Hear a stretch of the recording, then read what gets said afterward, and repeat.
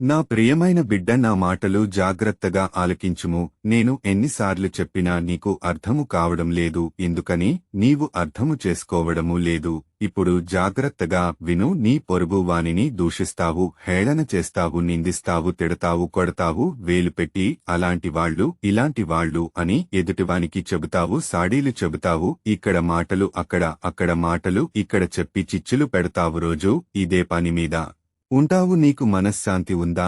నీకు నెమ్మది ఉందా? లేదు కదా. పాముకి కోరల్లో విషము ఉంటే నీకు శరీరము అంతా విషమే. విషపు మాటలు మాట్లాడుతావు, విషపు సూపు చూస్తావు, అసూయతో ఉంటావు, ద్వేషముతో ఉంటావు, కుట్రతో ఉంటావు, కుతంత్రాలతో ఉంటావు, స్వార్థముతో ఉంటావు, కోపంతో ఉంటావు, విసుక్కుంటూ ఉంటావు.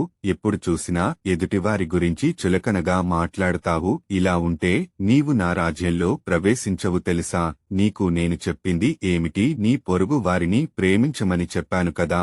మీ పొరుగువానిని శత్రువులా చూస్తావు, విరోధిలా చూస్తావు, ఇష్టము లేకుండా మాట్లాడుతావు, ఇష్టమున్నట్లుగా నటిస్తావు, దొంగ ప్రేమతో చూస్తావు. నీ గురించి నాకు తెలియదా? అంతా తెలుసు. నీవు లాంటి వానివో నాకు బాగా తెలుసు. ఆదిలో చెప్పబడిన మాట నిజమే. అలాగే ఉండేవారు. ఒక చెంప మీద కొడితే కొట్టిన వానిని తిరిగి కొట్టేవారు, తిట్టిన వానిని తిరిగి తిట్టేవారు, ఏదైనా హాని చేస్తే అది తిరిగి చేసేవారు.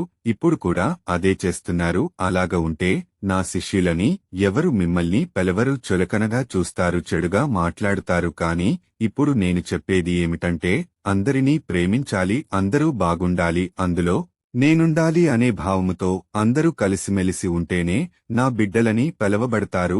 బైబిల్ వాక్యము చదువు. మత్తయి సువార్త 5వ అధ్యాయము 43 మరియు 44 వచనములు. నీ పొరుగువాని ప్రేమించి నీ శత్రువును ద్వేషించమని చెప్పబడిన మాట మీరు వినియున్నారు గదా.